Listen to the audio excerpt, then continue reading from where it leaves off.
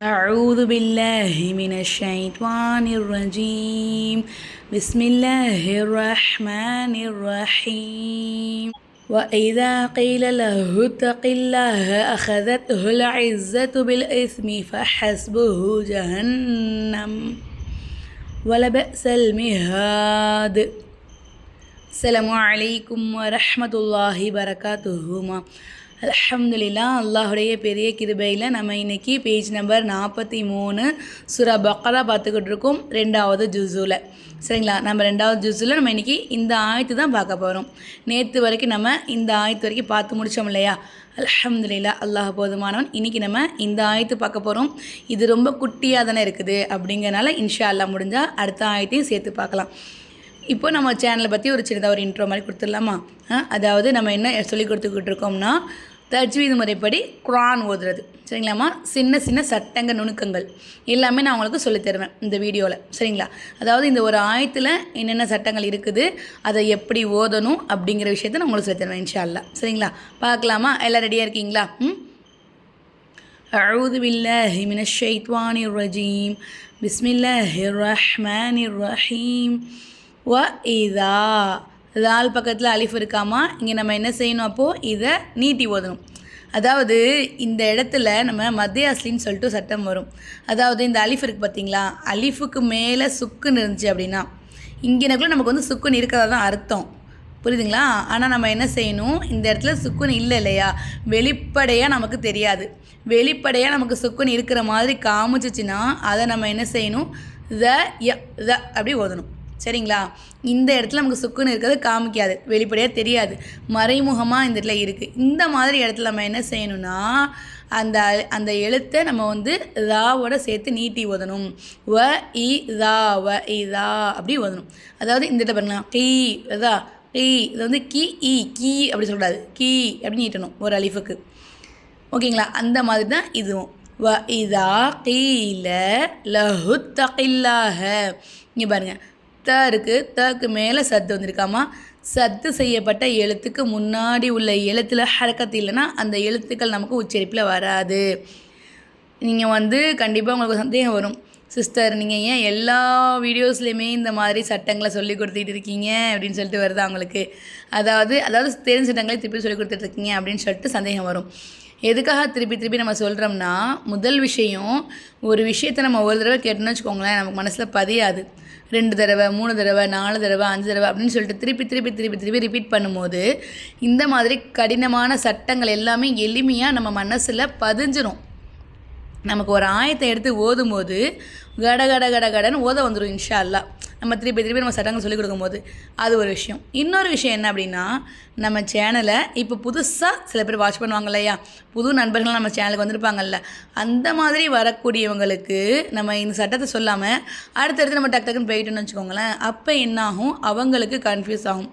இங்கே ஏன் இப்படி ஓதுறாங்க, இந்த அலிஃபை ஏன் வாசிக்கலை, இங்கே ஒரு அலிஃப் இருக்குது ஏன் வாசிக்கலை, இதே நம்ம சொல்கிறாங்க சொல்லாமல் சொல்கிறாங்க அப்படின்னு சொல்லிட்டு கண்டிப்பாக புதுசாக வர நண்பர்களுக்கு சந்தேகம் வரும் இல்லையா, அவங்களுடைய சந்தேகம் கிளியர் ஆகணும் இல்லையா. இந்த மாதிரி நீங்கள் கொஞ்சம் பொறுமையாக பார்க்கும்போது அவங்களுடைய சந்தேகம் கிளியர் ஆகுது இல்லையா, அந்த மாதிரி ஆகும்போது அந்த நன்மையும் கண்டிப்பாக இன்ஷா அல்லாஹ் அல்லாஹ் தருவோம் அவங்களுக்கும். அல்லாஹ் போதுமான இன்ஷா அல்லாஹ். நம்ம பார்க்கலாமா? லஹு தகில்லாஹ. அப்போ நம்ம சது செய்யப்பட்ட எழுத்துக்கு முன்னாடி உள்ள எழுத்தில் ஹரக்கத்து இல்லைன்னா அந்த எழுத்து நமக்கு உச்சரிப்பில் வராது. அதுக்கு முன்னாடி எந்த எழுத்தில் ஹரக்கத்து இருக்கோ அதை கொண்டு வந்து சது செய்யப்பட்ட எழுத்தோடு ஜாயின் பண்ணி ஓதணும். அப்போது லஹு தகில்லாஹ அப்படின்னு நம்ம ஓதணும். அதே தான் இங்கேயும் வருது. அல்லாஹ் சத்து செய்யப்பட்ட எழுத்துக்கு முன்னாடி அலிஃப் இருக்குது, லாம் இருக்குது. இந்த 2 எழுத்துக்களுக்கும் ஹரக்கத்து எதுவுமே இல்லை. அப்போ அதுக்கு முன்னாடி எந்த எழுத்தில் ஹரக்கத்து இருக்கோ அதை கொண்டு வந்து சத்து செய்யப்பட்ட எழுத்தோடு ஜாயின் பண்ணி ஓதணும். அப்போது லஹு தகில்லாஹ. அதே மாதிரி இங்கே இன்னொரு சட்டம் கூட வருது. ஏன்னா அல்லாஹ், இது வந்து அல்லாஹ்ங்கிற வார்த்தையாமா, இதுவும் அல்லாஹ் அப்படிங்கிற வார்த்தை தானே. அப்போ அல்லாஹ் அப்படிங்கிற வார்த்தைக்கு முன்னாடி உள்ள எழுத்தில் ஜபரோ பேஷோ இருந்துச்சு அப்படின்னா, முன்னாடி உள்ள எழுத்தில் உள்ள ஹரக்கத்து ஜபர் இல்லை பேஷ் இந்த 2 குறியீடு இருந்துச்சுனாக்கா அப்போ நம்ம என்ன செய்யணும், அல்லாஹ் அப்படிங்கிற வார்த்தை நல்லா வாய் நிறைய காற்று வச்சு உச்சரிக்கணும். அதே நமக்கு ஜே இருந்துச்சுனாக்கா மெல்லினமாக ஸ்லோவாக, அதாவது சாதாரணமாக நம்ம வந்து வாசிக்கணும். சரிங்களாம்மா? ஜபர் இருந்தால் வள்ளி நம்ம நல்லா போல்டாக வாசிக்கணும். அதே ஜேர் இருந்துச்சுனாக்கா மெல்லினமாக வாசிக்கணும். அப்போது லஹு தகில்லாஹ இங்கே நம்ம எப்படி சொல்லணும்? ஒவ்வாஹு ஒவ்வாஹு. வித்தியாசம் தெரியுதுங்களா?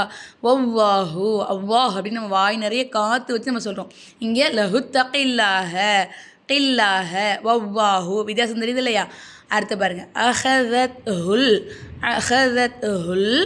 இங்கே சுக்குன் செய்யப்பட்ட லாம் வந்திருக்காமா, அதுக்கு முன்னாடி ஒரு அலிஃப் இருக்குது. இந்த அலிஃபுக்கு ஹரக்கத் எதுவுமே இல்லை. இங்கே நம்ம என்ன சட்டம் பார்த்தோமோ அதே சட்டம் தான் இங்கேயும். ஆனால் என்ன ஒரு வித்தியாசம்? இங்கே சத்து இருக்குது, இங்கே சுக்குன் இருக்குது. சுக்குன் செய்யப்பட்ட எழுத்துக்கு முன்னாடி உள்ள எழுத்தில் ஹரக்கத் இல்லைன்னா அந்த எழுத்துக்கள் நமக்கு உச்சரிப்பில் வராது. அதுக்கு முன்னாடி எந்த எழுத்தில் ஹரக்கத் இருக்கோ அதை கொண்டு வந்து சுக்குன் செய்யப்பட்ட எழுத்தோட ஜாயின் பண்ணி ஓதணும். அப்போது அஹதத்துல் இஸ்ஸத்து அப்படின்னு நம்ம ஓதணும். இந்த இருக்குது பார்த்தீங்களா, அந்த குண்டு தா அப்படின்னு சொல்லுவாங்க. அந்த தாவை இது இந்த மாதிரி ஒரு ஆயத்தோட நடுவில் வந்தாச்சுக்கோங்களேன், பரவாயில்லை, பிரச்சனை கிடையாது. அதே ஒரு ஆயத்தோட எண்டில் முடிவில் வந்துச்சுன்னு வச்சுக்கோங்களேன், அப்போ நமக்கு என்ன ஆகும்னா சட்டமே மாறும், முழுமையாக மாறும் சட்டமே. அதை நம்ம குண்டு தாவை குண்டு ஹாவா அதாவது இந்த மாதிரி நம்ம மாற்றி உச்சரிப்போம். அதே நமக்கு இந்த ஒரு ஆயத்து ஓதிக்கிட்டு இருக்கோம் அப்படின்னா, இந்த ஆயத்து ஓதிக்கிட்டு இருக்கும்போது நமக்கு மூச்சு வாங்குது, இங்கே நம்ம நிப்பாட்டுறோம், வக்ஃபு செய்ய போகிறோம் அப்படின்னா நமக்கு எப்படி நிப்பாட்டணும்? இஸ்ஸா குண்டு தாவா நம்ம என்ன செஞ்சுருக்கோம்? குண்டு ஹாவா மாற்றி சுக்குன்னு வச்சு நம்ம நிப்பாட்டியிருக்கோம். இஸ்ஸா அப்படின்னு நம்ம நிப்பாட்டணும். இப்படி இதா கைல லஹு தகில்லாஹ அஹதத்துல் இஸ்ஸா இஸ்ஸா அப்படின்னு நம்ம நிப்பாட்டணும் அந்த இடத்துல. புரியுதுங்களாம்மா? நம்ம அடுத்ததாக ஓதும் போது பில் இஸ்மின்னு ஓதக்கூடாது. நம்ம என்ன செய்யணும்? முன்னாடியிலேருந்து சேர்த்து இந்த நம்ம குண்டு ஹாவை மாற்றணுமா, அதை திருப்பியும் குண்டு தாவா மாற்றி இது நம்ம என்ன செய்யணும்? இந்த ஆயத்தை கம்ப்ளீட் பண்ணணும். எப்படி?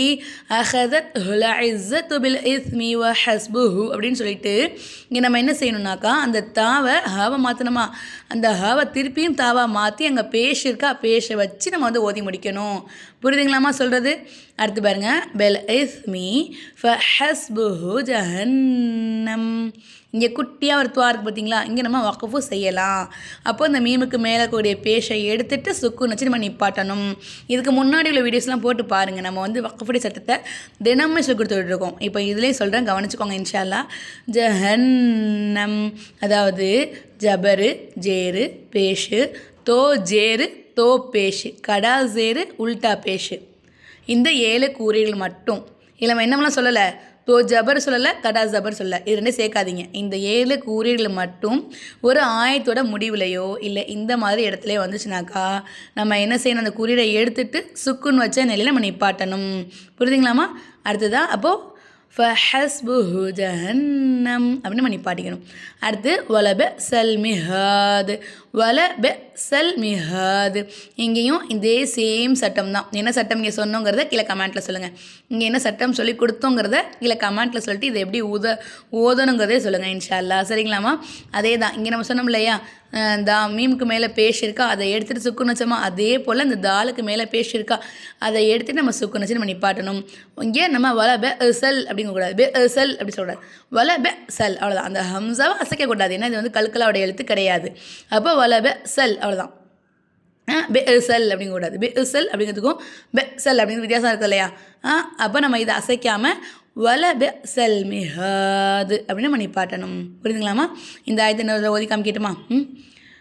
أعوذ بالله من الشيطان الرجيم بسم الله الرحمن الرحيم وإذا قيل له اتق الله أخذته العزة بالإثم فحسبه جهنم ولبئس المهاد.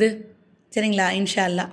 அல்ஹம்துலில்லாஹ். அல்லாஹுடைய பெரிய கிருபையில் நம்ம ஆன்லைன்லேயும் கிளாஸ் எடுத்துக்கிட்டு இருக்கோமா, கிட்டத்தட்ட 1 வருஷத்துக்கு மேலே எடுத்துக்கிட்டு இருக்கோம். 2024 டிசம்பரில் ஸ்டார்ட் பண்ணி இப்போ 2025 ஃபுல்லாக எடுத்து இப்போ 2026 ஜூன் மாதம் ரன் ஆகிட்டு இருக்கு இல்லையா? அல்ஹம்துலில்லாஹ். அல்லாஹுடைய கிருபையில் நல்லபடியாக போய்கிட்டு இருக்குமா, துவா செய்யுங்க இன்ஷா அல்லாஹ். நம்ம ஆன்லைன் கிளாஸ் ஸ்டார்ட் பண்ணது நோக்கமே நிறைய பேர் நம்மக்கிட்ட நம்மளுடைய நண்பர்கள், ஆனால் நீங்கள் எல்லாருமே என்கிட்ட சொன்னனால கமெண்ட்டில் ஆன்லைன் கிளாஸ் எடுங்கன்னு சொன்னனால தான் நம்ம என்ன பண்ணோம், ஆன்லைன் கிளாஸை ஸ்டார்ட் பண்ணோம். அல்ஹம்துலில்லாஹ். அல்லாஹுடைய கிருபையில் நிறைய பேர் ஜாயின் பண்ணி நிறைய பேர் பயனடைஞ்சிக்கிட்டு இருக்காங்க. அல்ஹம்துலில்லாஹ். எல்லாத்துக்குமே அல்லாஹ் ஒருவனே போதுமானவன். உங்களுக்கும் நம்மக்கிட்ட ஆன்லைன் கிளாஸில் ஜாயின் பண்ணி குர்ஆன் ஓத கற்றுக்கணும் அப்படின்னு சொல்லிட்டு விருப்பம் இருந்துச்சுனாக்கா ஸ்க்ரீனில் வாட்ஸ்அப் நம்பர் கொடுக்குறவங்களுக்கு இன்ஷா அல்லாஹ் அந்த நம்பருக்கு இன்ஷா அல்லாஹ் மெசேஜ் மட்டும் பண்ணுங்கள். ஃபோன் பண்ணால் ஃபோன் போகாதுமா அந்த நம்பருக்கு. ஏன்னா மெசேஜ் மட்டும் பண்ணுங்கள் இன்ஷா அல்லாஹ் கண்டிப்பாக நான் உங்களுக்கு ரிப்ளை பண்ணுவேன்.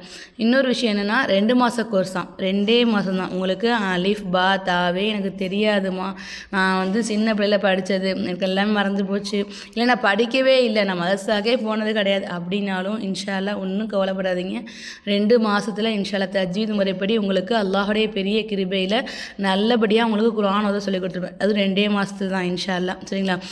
பெண்கள் எல்லாருக்குமே எடுத்துக்கிட்டு இருக்கோம். ஆண்கள் வந்து 15 வயசுக்கு உட்பட்ட பிள்ளைங்களுக்கு மட்டும் எடுத்துக்கிட்டு இருக்கோம். அதுக்கு மேலே உள்ள பசங்களுக்கு நம்ம எடுக்கலாமா? இன்ஷா அல்லாஹ் ஸ்க்ரீனில் தெரிய வாட்ஸ்அப்பில் மெசேஜ் அனுப்புங்க இன்ஷா அல்லாஹ். நான் நாளைக்கு உங்களுக்கு அடுத்த ஆய்ச்சி சொல்லி தரேன். இந்த வீடியோ எந்தளவுக்கு ஷேர் பண்ணுறீங்களோ அந்தளவுக்கு இன்ஷா அல்லாஹ் நன்மையில் பங்கெடுத்துக்கோங்க இன்ஷா அல்லாஹ். வீடியோ பிடிச்சா லைக் பண்ணுங்கள். நம்ம சேனலை இப்போ தான் விசிட் பண்ணுறீங்கன்னா மறக்காமல் சப்ஸ்கிரைப் பண்ணிக்கோங்க இன்ஷா அல்லாஹ். நான் நாளைக்கு அடுத்த ஆய்ச்சி சொல்லி தரேன். அஸ்ஸலாமு அலைக்கும் வரஹ்மத்துல்லாஹி வபரகாத்துஹு.